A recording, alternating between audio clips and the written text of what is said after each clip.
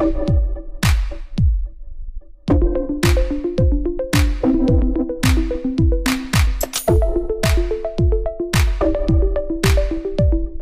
streaming, so with technology things can go awry.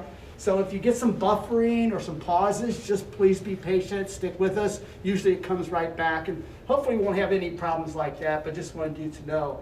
And so tonight we're going to walk through a tour. We don't have a prospective family, but we've given a lot of tours over the years, and so we thought we would just kind of ask the questions and answer the questions that most people have when they go on a tour. So right now, I'm standing in the kindergarten through third grade hallway, and we'll get to the other rooms later, but we're going to start our tour here. And Suzy, when families tour, what's some of the things they want to know initially when we start the tour? Initially, they want to know our history, our background, and about accreditation. Okay, right. So, so I would say that Foothill started in 1964.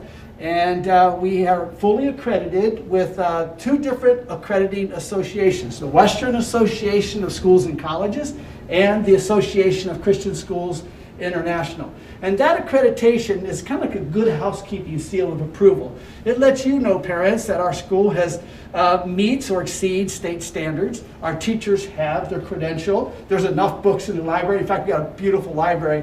We'll show you that in just a few minutes. But I think it gives you a little vote of confidence that our program's been reviewed and approved by agencies outside of our own. I think that's important. We have TK through 8th grade, 2 classes typically for every grade level. We have more in kindergarten, but 2 first grades, 2 all the way through 5th grades through middle school. And there's about, in 1st grade through 5th grade, there's average, I'd say about 24 kids. Now in the primary grades, they also have an aide. Right now, it's with COVID, it's a little different. They have an aide in every classroom. Often they'll share an aide. And so that's basically the class size. And I'd like to tell people that we're big enough that we can offer a lot, and you're going to hear about some of our programs, but we're also small enough that it still feels like family. And I think that's important. So it's one of those things where our family is looking forward to meeting your family. So let's start our tour. Since we're going to be covering 1st through 5th grade, we're right here by a 3rd grade classroom. This is Miss Bowser's room. Let's go in, and Suzy will lead the way. And we'll give you kind of a look into one of our classrooms. Hello, Miss Bowser. Hi. Okay, this is Miss Bowser. She's a 3rd grade classroom teacher, and like I said, we have 2 3rd grades, and so your room looks really great. I know we have shields and we're spread out for COVID and distance learning, but thank you for being here tonight. I see you got the projection units. Talk to us about how you use technology in the classroom, because when people ask me, Suzy, what are 2 of the strengths of the school? I mean, besides strong academics and Christian, I mean, that's a given. I think some of our distinctives are we're big on technology and we're big on the arts. So talk to us about how you integrate technology in the classroom. Awesome. We use technology a lot in 3rd grade. What's really neat is they do have one-to-one iPads. We get to keep those in a cart in the back, which is really neat, so kids can interact. They do things like Spelling City, Moby Max for math and for spelling. And then some other things that we get to use too. It's really neat. I can be teaching from the back of the classroom, and I have my handy dandy trackpad, and I'm able to scroll through anything via Bluetooth, which is pretty cool. You're controlling your computer with that little trackpad. Yeah, isn't that pretty cool? So I can be back here, and I can be teaching, all right, kids, what's 4 times 5? And you know, say Johnny doesn't understand, I can scroll back up. And we can go over the problems again. Right. So just like that, it's pretty neat. And then we also have what we call a document camera. We use this every single day. It's to help kids engage. So say I'm reading a story and I want them to track with me and follow along. Putting it up on the screen helps a lot if I'm not walking around, or if I'm stuck here and I need to work on my workbook and I need the kids to track with me. They're able to follow along by just using this stuff. Yeah, it's pretty neat. Right. We use a lot of technology. So you can stream live videos and all those kinds of things. Absolutely. We do lots of, for those of you that are familiar with Go Noodle, the kids love it, so we do that all the time up here. Yeah, great. So now, in 3rd grade and all the grade, 1st through 5th grade, we have a lot of enrichment classes that every student gets to participate in. So talk to us, if you would, about the third grade enrichment. So these are true of the other grades, but since we're in your room, tell us about the enrichment program. Third grade is awesome in particular because they get to have music, they also get to have computers, and they also get to have art class. The kids love music and they love art specifically because music, it's their first year that they get to do orchestra and they get to choose between band and orchestra. So those are their two options. And we'll explain more about that. We're going to meet the orchestra director up in the music room and she'll go into more detail with that. But the art teacher is taught by, has an art teacher. You do, I know, seasonal art. Sure, but there is an art teacher. There is an art teacher. And in third grade, the kids love it because they get to use watercolors, they get to use pastels. And it's been kind of cool firsthand. I've been able to see, since we're virtual right now, I've been able to see the art teacher projected on our board and these kids tracking and following along and doing their own art projects. So that's been pretty neat too. Right. So and then you mentioned library, and also they go to PE. We'll go over to the gym in a little bit, but they have PE with the PE teacher. So different enrichments. Each day you have a different enrichment. And then they also have computers as well. On Thursdays they get to go to computers. They love going into the computer lab, getting their hands on. It's pretty neat to see them interact. Right. And we're going to go up to the computer lab in a little bit too. So your room looks really nice. Thank you. Such an organized teacher. And, so. All right. Well, thank you for letting us stop in. Take care. Let's go to down the hall. We'll move toward a first grade classroom.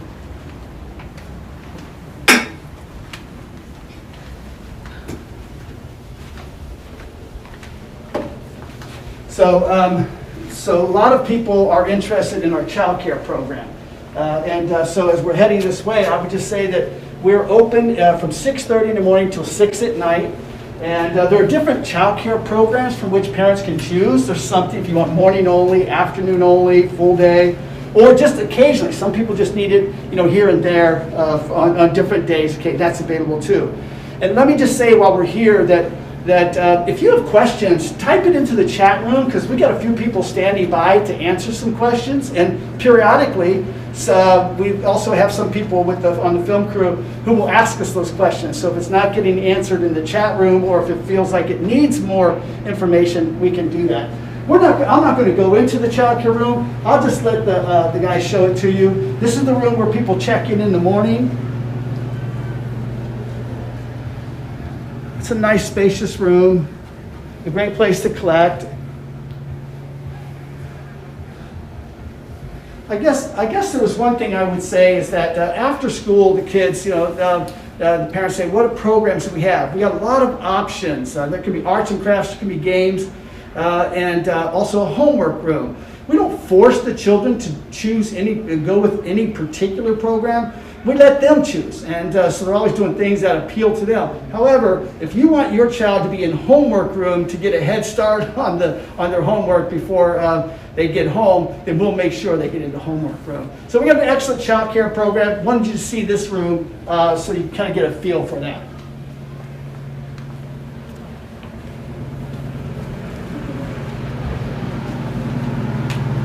As we're heading this way, I just want to point out our crest at the end of the hallway. We'll see it as we head. One of our first grade teachers, like I said, with 2 classes. Miss Baltazar, how long have you been a teacher at Foothill? So this is my 15th year. 1-5.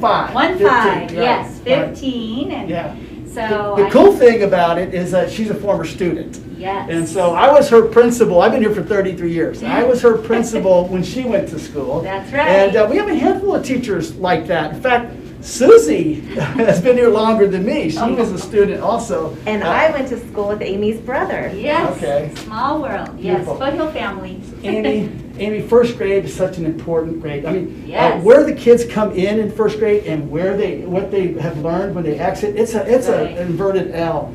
And so can you talk to us a little bit about first grade? Yeah, so it is. It's really exciting. They learn so much in kindergarten, and they come to first grade, and they just really do take off.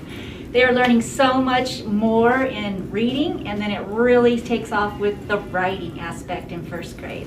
They are learning so much about the sentence structure and everything, and of course, capitals and periods and all that good stuff. By the end of first grade, they're writing their own paragraphs independently, and it's just so exciting to see that happening. Yeah, I think on the way out, maybe we see some, we got some excellent writing samples. The number one, they're good. They have good penmanship, and I was looking at the stories earlier, and they're really, really nice. And that's an important component of first grade. Definitely, yes. So, Ms. Baltazar, maybe this would be a good time to talk about if a child was struggling, let's say a child was struggling with reading, what resources does Foothill have to assist you or the child with learning? Right. Well, we have what we call an SST team, Student Success Team. And it's parents, teachers, and student all coming together and just coming up with a plan to meet their needs. Now, this doesn't always meet the needs of just the students who are struggling, but it also meets the needs of those who excel and maybe need a little challenge, because we have a lot of students like that also at Foothill. So helping them not to be, bored in school and giving them some activities and some great learning tools to keep them engaged and learning and growing, because the SST team is all about providing support to those struggling and to those who excel. So that's good. Helping everybody succeed. It's every teacher's job to teach the kids that get it right away, and to help those that it takes a few times. Right. And one thing I'll say at Foothill, if there is such a thing as a bell-shaped curve, at Foothill it's shifted to above average. So the range of kids, our students do have to test before they come in, so they got to be a grade level. So we tend to have kids at or above the 75th percentile. So, but there's still some struggle. And as part of that SST program, we have a certified intervention specialist. So she would be on point to do observations, do some assessments, and then kind of pull that team together, and that partnership happens. Definitely. And our idea there is that our philosophy is catch them before they fall. So we know reading is such a big part of school, and so if we can help them get that, then they're going to be on a trajectory for success. So we're here to help them for that. Definitely, for sure. Yeah. Well, your room looks terrific. Oh, thank you. We're gonna head up to the music room right now. All right.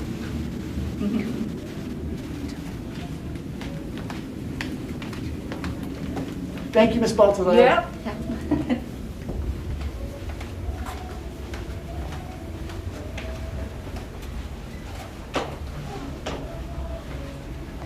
Okay, so I think it's important also, parents like to know about communication. We're big on communication.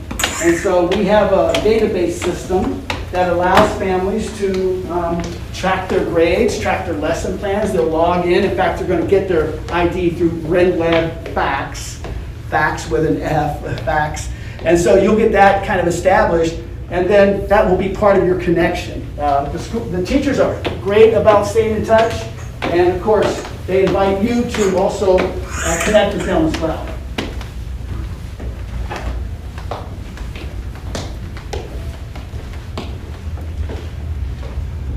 Okay, here we are in the middle school hallway. So 6th grade and through 8th grade, middle school's up here. Got the lockers, but there are also some nice enrichment classrooms here also. So we're rope teaching for the violin, which gives them the foundation for all of the string instruments when they get to 4th grade. So they would choose, they could stick with violin, they could do viola, they could do cello, or they can even do the really big string bass. The band track, they're doing recorders, they're doing percussion in that 3rd grade, and then at the end of the year, same thing, they're learning about all the different band instruments that they can choose from, which are most of the wind instruments and the percussion instruments. And then in that general music, they're just mostly focusing on singing and choral. And then we have our Sela choir as well. Right. We also have an elementary choir, for sure. So the students, the minutes I think increase as the years go. So it's starting in 3rd grade, that track kicks in. And I will say this, as a result, 75% of our kids, 3rd through 5th grade, end up taking an instrument, right? And so that's really wonderful. If you can get a strong education and know how to play an instrument, that's pretty amazing. And kids can start even with private lessons. Now remember, the curriculum part of this program kicks in to the track program in 3rd grade. But they can take private lessons. Talk about private lessons. Yeah, so students as young as transitional kindergarten can take violin lessons or piano lessons. And Ms. Kohler teaches a lot of piano lessons, so. In fact, I think we have about 50 to 55 students who take private piano lessons here. And that saves the parents from having to do it at night or on the weekends. It's a pull-out program, and we make that work. Yeah, I think it works really great. And then students can start the instrument younger if they want to start before third grade. You had mentioned about the time commitment or how much time they get. It's all during the school day for the instruments, which was really, really exciting. Third grade, they're getting once a week. That's an intro class. So even if they're doing band, orchestra, they're just kind of getting a taste of what it's like to learn about those instruments and exposure to the style of music they might learn. In fourth grade, they're getting 2 classes a week, 4th and 5th grade. And then in junior high, they get 4 classes. If they're doing private lessons, they might even be playing 5-6 days a week. Right. So in 3rd through 5th grade, they have to stick with the track. In middle school, then it becomes an elective. They can decide to stick. Some say, Mr. G, music's not my thing, I'm done. But for many, it becomes their thing. And so we really are proud of I said that it was, I told them earlier, it was one of the strengths of our school, and I really believe that.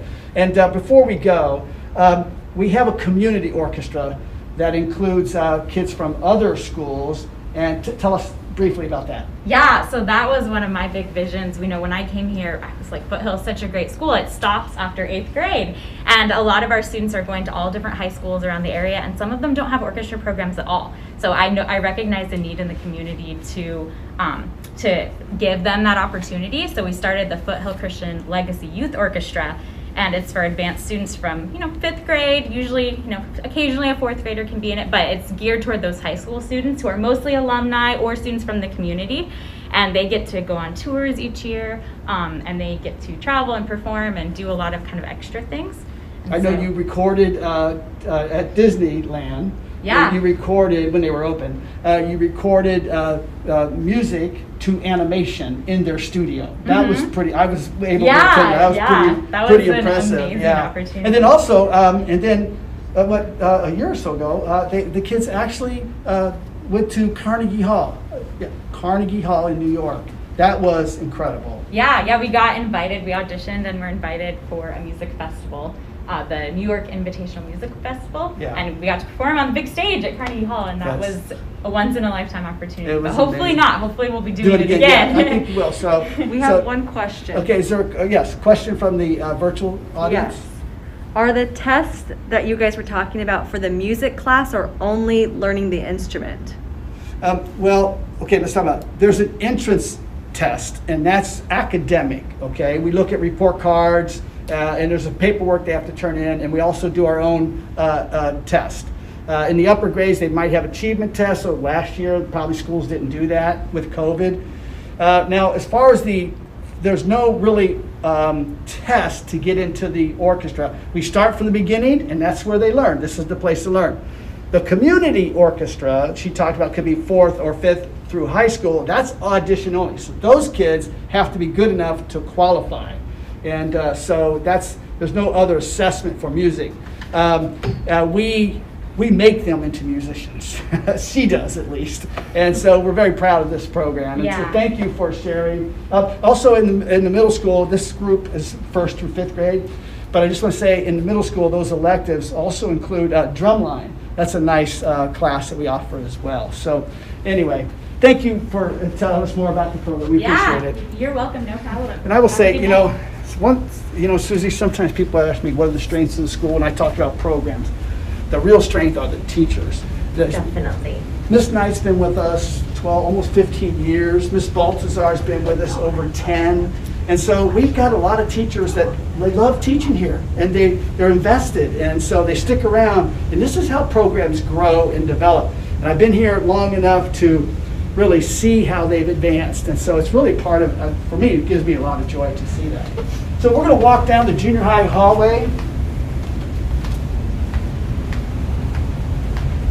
In the junior high, they rotate classes. They go from science to history to math and all those kinds of things. But we're going to go into the computer lab. Prepare yourself. This is an awesome room.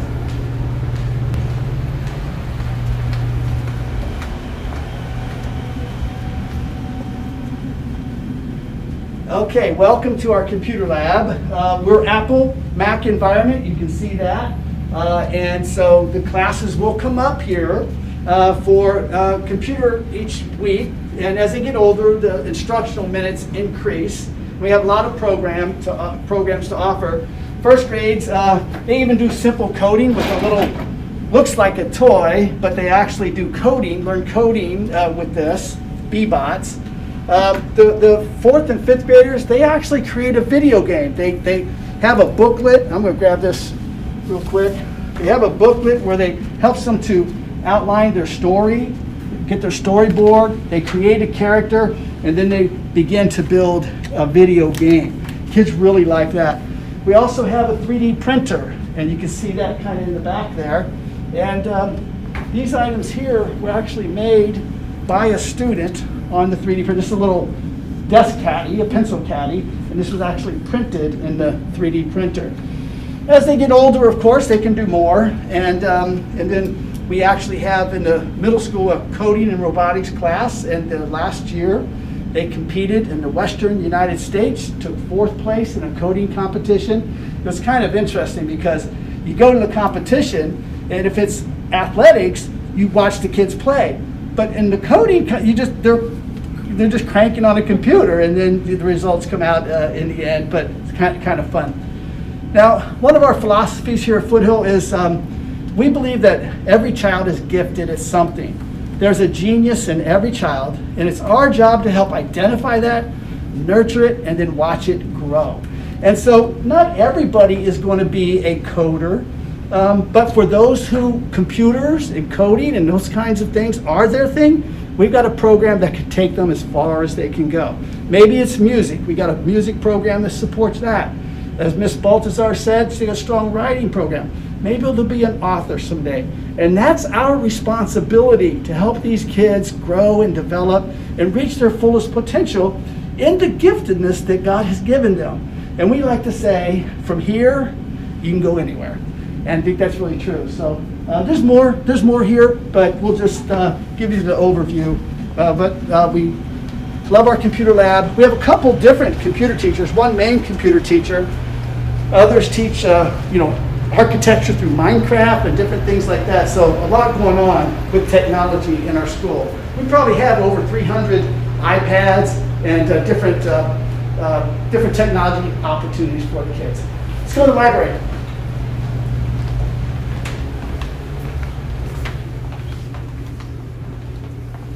Before, I keep talking a lot, Suzy, so feel free to interject, but there might be a question from the audience. One more question about the computer lab. Do you teach typing? Yes, excellent. Yeah, they do start typing. The kids want to do all the fun stuff, but we recognize they still need to learn the home row. So there's a program called Typing Pal. The kids have to log in a certain number of minutes practicing their typing, and then they also are given some simple homework to reinforce it at home as well.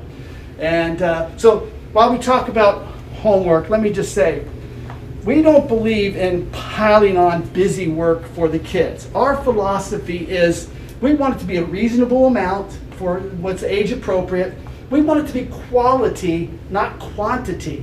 And so we try to ask good, essential questions. And so the kids can still have a life. A lot of them involved with sports outside of school and other activities. And so we try to keep a balance. And I think our parents appreciate it. It accentuates the learning, it reinforces it, but it doesn't dominate their time. I think it's balanced. Yeah.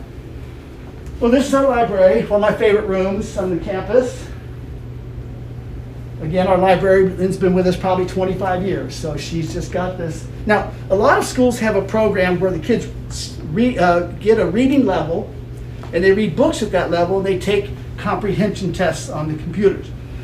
We have that program at our school too. So the kids love reading. It's called Scholastic Reader. Some schools have accelerated reader. Ours is called Scholastic Reader Counts, and same concept. And so the kids have an Excel number, and they pick books from that, and then they take the test. And that just hopefully instills a love for reading. The more you read, the better reader you become. And so this is an academic hub of our school. It's open before and after school. Parents come up here. They'll help, there's different computers in here where they can take those comprehension tests or check out books or just do homework. And it's kind of a nice hangout place as well. And, our librarian sets out coffee She does. She spoils our parents. Yeah, the parents. It's a Starbucks generation, but the coffee's for the parents, not the kids. But anyway, this is a great program. A great room.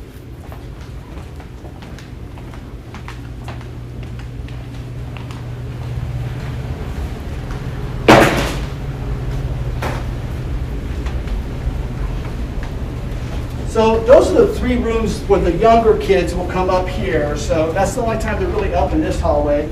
And this room here is our SST coordinator room. So this is where she kind of has her office. Sometimes she has 1 or 2 kids that she's working with, sometimes more. And so she works with the intervention program.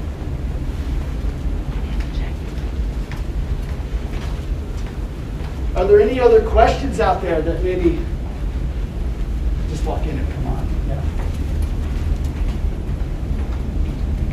So anyway, this is Suzy. Come on. We're gonna. That's our lounge, our teachers' lounge. So I don't know why I'm really showing you that. It does look nice, but let me just say, I think when you tour the school, maybe what you're seeing is there's excellent facilities. Now, facilities don't make the program, but it's nice to have good facilities. I think everywhere you look, I think it speaks of God honoring excellence. So when we do stuff, we try to do it well. And I think that's reflected in the facilities. Question? We have a question that says, do you do assessment tests for reading and math at the beginning, middle, and end of the year to see how the students are doing? Yeah, that's an excellent question. So new students will be assessed when they come in. And then we participate in an assessment program called MAPS. Now, the teachers assess for reading, and they'll do the Lexile in the library. They'll do their curriculum assessments, and they'll determine the reading level. That's great. But then the MAPS test it's like a nursing exam. The kids, it finds out where their level is. They kind of cap out and they bottom out. We know what their range is, and the teacher takes that data in late September or so, early in the year, and they analyze that data, and here's how I can help this child. They can personalize the education. They can customize it. It's almost like a doctor who runs tests, and then he says, here's the medicine you need. This is your prescription. So the teachers develop prescriptive approach for the kids. That's what educators do. And we do that again in the spring. So we teach to those needs, we do it, assess it again, and we do that throughout the year. We also do writing assessments like that. We compare the students' writing, even in first grade, all the way up to state standard rubrics. And you get a copy of the writing that they do from the prompts that we give them. And the teachers begin to customize the lessons to make them stronger writers. If they're really good writers, we make them better. If they're weak, we're going to make them stronger. And then so they'll work on that for a while, then we'll do another prompt assessment later, and we kind of do that 3 times during the year, so we help those kids develop those skills as well. So, it used to be all about the art of teaching, and by that I mean teachers needed to know how to motivate the kids, how to have classroom control and have good rapport with the kids. But a lot of it today is about the science of teaching, using data, using assessments as feedback to be prescriptive to help the kids. And so we don't test like crazy. We do enough so we can make sure we're monitoring and assuring student progress. So that was a really good question. Thanks for asking that. Mr. G, while we're on our way to the gym, another question that often comes up is what kind of security do we have on campus? Okay, so the campus security. I think, when you think about that, there was a time when who would have thought campus security would be part of the professional preparation of our teachers? But we do earthquake drills, we do even lockdown drills. We're smart about it. We don't try to freak out the kids. But we have some security protections and systems in place. In fact, I'll show you one right here. Okay, so this is the doorway into the office. And so this door handle is locked. And this is true of all the classrooms. So if I close the door, there's a striker handle right here. This little plate keeps the door from closing completely. So you can see that little striker plate.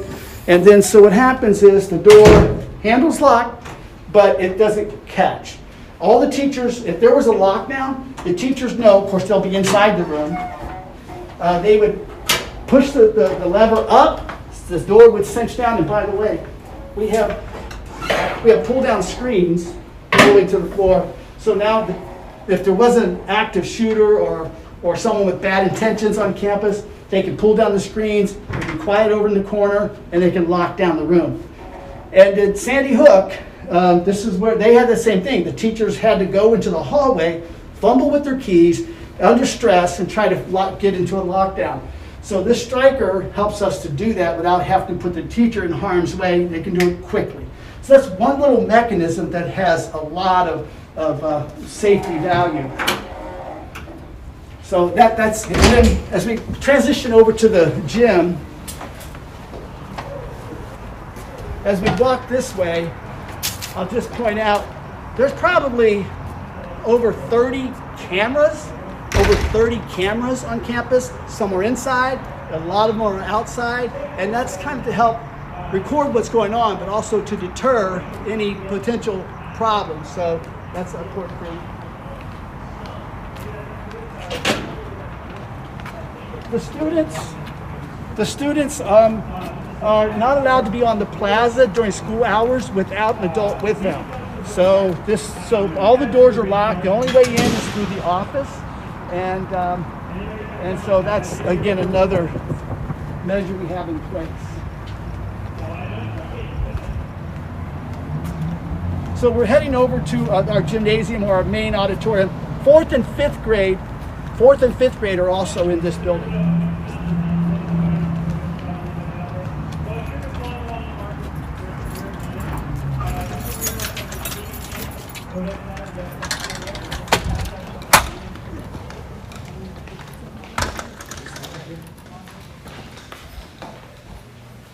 On this side over here, also we have our cafeteria. This is actually the kitchen. Our caterers make the food on campus, and so we have a program where you can order in advance or same day. There's different options. And the fourth and fifth graders, let's peek out here real quick. The fourth and fifth graders actually eat lunch out here.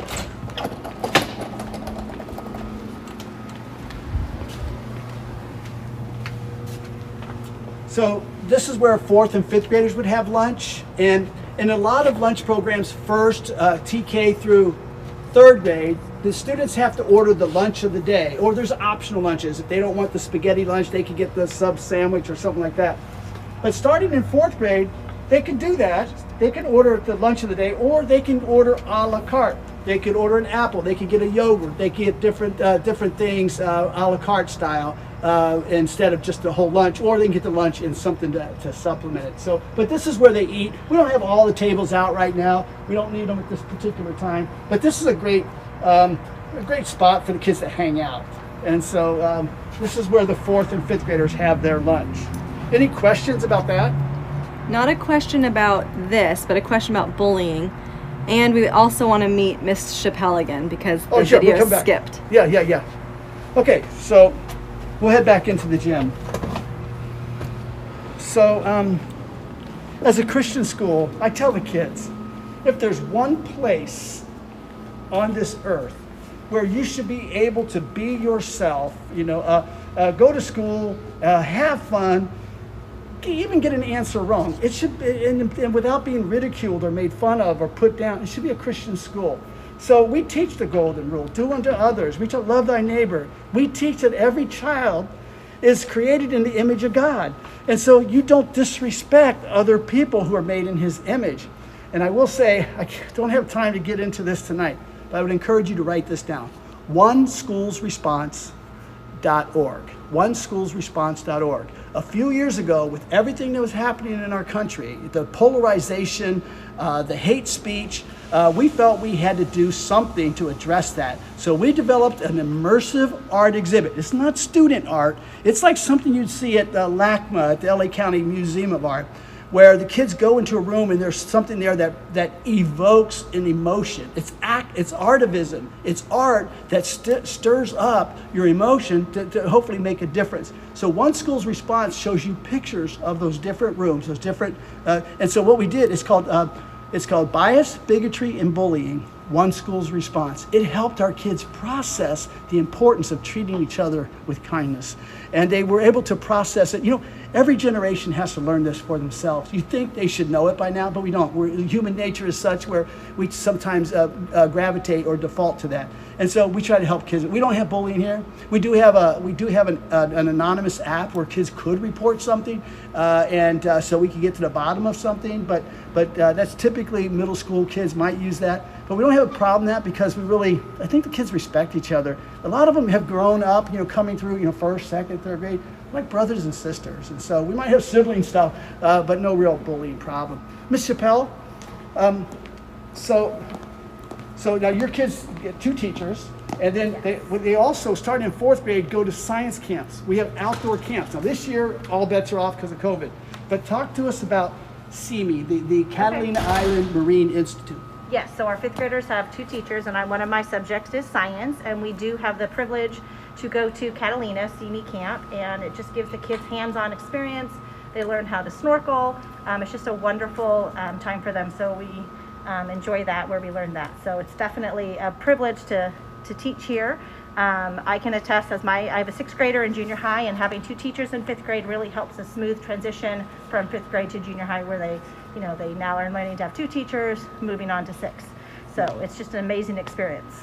And the tuition that parents pay includes the science camp. So you don't, Correct. We don't try to nickel and dime you, field trips and science camps. Those are all part of tuition, okay? So it's like all inclusive. Yeah. And so I think that's good to know. Yeah, absolutely. Yeah. And we definitely do field trips that, are educational, such as, the Reagan Library and things that help with what we're learning to strengthen those skills. So. Yeah. Well, that's the basic overview. And so Suzy, I'll see if there's any more questions. And then what I'd like you to do is to explain to them. I'll step out so you can pull your mask down a little bit if you want. But if someone says, I think Foothill is right for me, and it may not be right for everybody, but I think people get a sense that, this is a great place for kids to grow up. This is a great place for kids to learn. And if that's what you're feeling and you're thinking, okay, what's the next step? Then I think, Suzy, can you explain that to them? Absolutely. So this is where it's my time to shine. Mr. G is great with the tours and talking through all of our programs. But if you're interested in admissions, you would go to our website, foothillchristian.org, and you can click on admissions, and then you will click on online application. Once you get to that page, for anybody who's not currently in our school in the TK through 8th grade program, you would click on New Student. You'll create an account, and then you have an online application to complete, your information. You'll have to type it all in this time, but in the future it would pre-populate, and then we will get all your information. There's a list of documents that we need, and then we schedule testing. Testing is by invitation only, and it's on March 6th. And then from there, we determine admission. And if you have any questions in this process, please contact me.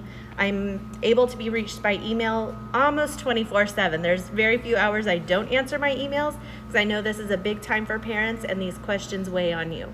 My email address is sesquivel@foothillchristian.org, which you've probably already seen emails from me. But I'd be glad to help you in sorting through this process and help you through answering questions you might have that the tour didn't answer. Yeah, good. So thank you for that. So go online, and it's pretty intuitive, and then Suzy's there to help you. But let me just say in closing, some people might ask, maybe your spouse is asking this question, maybe somebody in the family is saying, why would you pay for something that you can get down the street for free? I just want to tell you, you can't get what we do down the street for free. The integration of faith and learning. Who will be your teachers? Who will be their friends? What will they learn? How will they incorporate God's word into their life? Who's helping them navigate youth culture? Who's helping them understand a worldview that's supported biblically? And that's part of what we do. The academic, the enrichments, all those things, I'll put our program up against any program. But the integration of faith and learning is core to who we are. We have chapels, and of course we have Bible classes during the day, all those things. We didn't cover much about it, right? So I don't want to make sure we didn't miss that. That's really core to our school and who we are. We do missions trips with the older kids, and we didn't get a lot into junior high, but if you're in 4th and 5th grade, I know that's something that you're thinking about. And so we have a strong sports program, because after I said, if sports is your thing, we want to be able to develop those skills to get them ready for high school. Anyway, so consider Foothill, and I think, there's not a bigger decision that you have to make than where will you place your child, in what school will they be, what will they learn. So I get it, it's a big decision. We're here to help you process. So contact us if we can help you in any way.